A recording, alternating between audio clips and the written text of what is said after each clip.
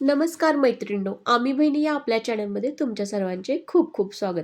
तर मैत्रिणींनो, हा सुंदर ड्रेस मला आज बनवायचा आहे. तर तो कसा बनवावा लागतो, त्याच्यासाठी काय कष्ट आहे, मी आज तुमच्याबरोबर शेअर करणार आहे.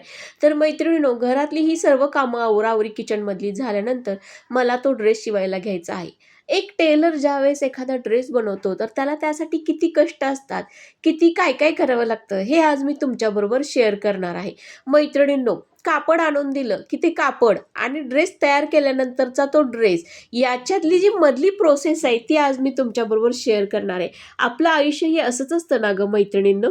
सुरुवातीपासून शेवटचं जर बघितलं तर आपल्याला सुरुवात आणि शेवट एवढाच लक्षात राहतो, पण मधली प्रोसेस ती अधूनमधून कधीतरी विचारातून आपल्या बाहेर येते. तर मैत्रिणींनो, सर्वप्रथम कुठलाही ड्रेस असू दे, ब्लाऊज असू दे, मी पेपर कटिंग अगोदर करून घेते. काय असतं माहिती ना, डायरेक्ट कपड्यावर जर कट करायचं म्हटलं तर मापं इकडं तिकडं होऊ शकतात. त्यामुळं मी अगोदर काय करते, पेपर कटिंग करून घेते. तर आज हा कपड्याचा ड्रेस बघितलाय मी, साईडला ठेवलेला आहे ड्रेस मटेरियल आणि हे पेपर कटिंग मी करून घेतलेलं आहे. आता बाहीचं कटिंग तेवढं राहिलेलं आहे, ते करून घेते मैत्रिणींनो मी.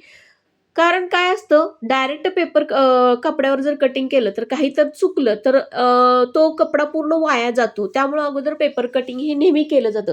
आणि आणखीन एक फायदा म्हणजे हे पेपर कटिंग मी नेक्स्ट टाईमला ज्यावेळेस माझ्याकडे कस्टमर येईल त्यावेळेस मी वापरू शकते. ड्रेससाठीचं हे परफेक्ट कटिंग आहे मैत्रिणींनो. आता आपल्याला घ्यावं लागणार आहे अस्तर कटिंग करून.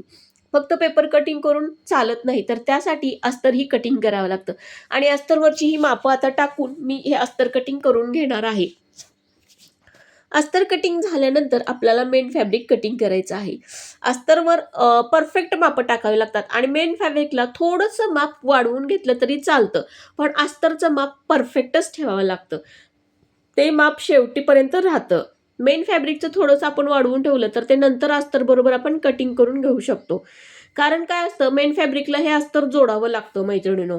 आणि अस्तर जोडून झाल्यानंतर मग राहिलेले जी सुतं वगैरे असतात किंवा मेन फॅब्रिकचं जर थोडेफार अर्धा इंच इकडे-तिकडे वाढलेलं असतं, तर ते आपण कटिंग करून घेतो.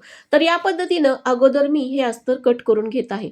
मैत्रिणींनो, टेलरचंही काम खूप चिकाटीचं आणि खूपच कौशल्य असतं. कारण सहज होत नाही त्या गोष्टी. त्याला पूर्ण वेळ द्यावा लागतो आणि दुसऱ्यांवर लगेचच विश्वास ठेवून चालत नाही.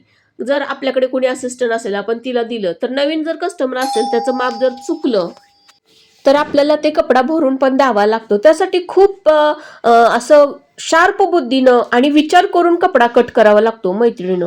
कारण बऱ्याच कस्टमरचं कसं असतं, परफेक्ट ड्रेस बसावा, फिटिंग छान बसावं, लई मोठं नाही झालं पाहिजे, लई बारीक नाही झालं पाहिजे, लई घट्ट नाही झालं पाहिजे. बऱ्याच गोष्टी असतात आणि या गोष्टी करायच्या म्हणजे खूप प्रामाणिकपणे करावं लागतं काम आणि स्वतःची पूर्ण उपस्थिती तिथं द्यावी लागते. असं नाही की बाबा कट केलंय आणि रिकामं झालंय, असं नाही. तर खूप 100% तिथं द्यावे लागतात, तरच तो ड्रेस परफेक्ट होतो मैत्रिणींनो. तर आपल्याला ह्या अस्तरवरनं पुढचा भाग आणि मागचा भाग असा कटिंग करून घेतला आहे मी. त्याच्यानंतर मग मला बाही कटिंग करून घ्यायची आहे. आता हे मेन फॅब्रिक, आता अस्तर कटिंग झाले, आता हे मेन फॅब्रिक मी कट करायला लागले.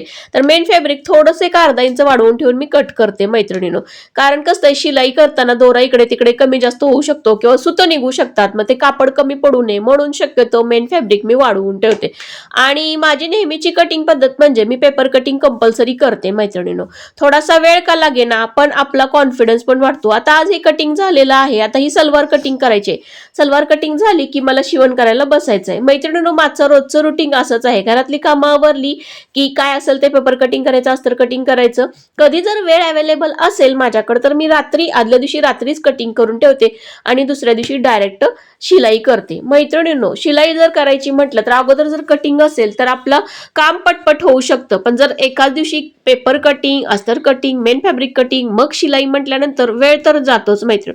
एखाद्या कस्टमरला अर्जंट हवं असेल तर मी रात्रीच कटिंग करून ठेवते आणि सकाळी शिलाई करते. लाईट गेलेली आहे, त्यामुळे मला आज पायावर शिवण करायचं आहे मैत्रिणींनो. कारण हा ड्रेस जो आहे तो अर्जंट द्यायचा आहे एका कस्टमरला आज दुपारी 2 पर्यंत. आणि त्यामुळं मग आता म्हटलं लाईट येण्याची वाट बघण्यात काही अर्थ नाही. कारण मंगळवारी आमच्या इकडं लाईट जातेच आणि कमीत कमी 2-3 तास तर लाईट जाते. त्यामुळे वाट बघण्यात काही अर्थ नाही म्हटलं. आता पायावरच आपल्याला ही शिलाई करावी लागणार. कारण कसं असतं माहिती का, एखादी जर आपल्याला कला करायची असेल तर आपल्याला ज्या काही समस्या येतात त्या समस्यावर तोडगा तर काढावाच लागणार मैत्रिणींनो, तरच आपण पुढे जाऊ शकतो. नाहीतर लाईट नाही मग आज नको, मग कस्टमरला सांगूया, ह्या गोष्टी नाहीत. लाईट नाही हे आपला प्रॉब्लेम आहे, त्यामुळे आपल्याला कसं सॉल्व्ह करायचं आपल्या पण सॉल्व्ह करता आला पाहिजे. तर पायावर का होईना आपण म्हटलं आता हा ड्रेस आज आपण कम्प्लीटच करूया, जेणेकरून कस्टमर यायच्या आधी माझा हा ड्रेस तयार होईल. तर या पद्धतीनं मैत्रिणींनो शिलाई झाल्यानंतर माझा हा ड्रेस असा दिसतोय. लुक बघू शकता किती छान आणि सुंदर झालेला आहे, सलवार आणि वरचा टॉप. तर मैत्रिणींनो शिलाई झाल्यानंतर आता कंटाळा आलेला आहे, थोडासा म्हटलं आपण आता ट्री ब्रेक घेऊया आणि मी छानपैकी चहा केलेला आहे आणि मस्तपैकी चहा घेते. मैत्रिणींनो तुम्हाला माझे व्हिडिओ कसे आवडतात, आवडल्यास लाईक शेअर आणि सबस्क्राईब करा. बोलूया नेक्स्ट व्हिडिओमध्ये, तोपर्यंत बाय बाय.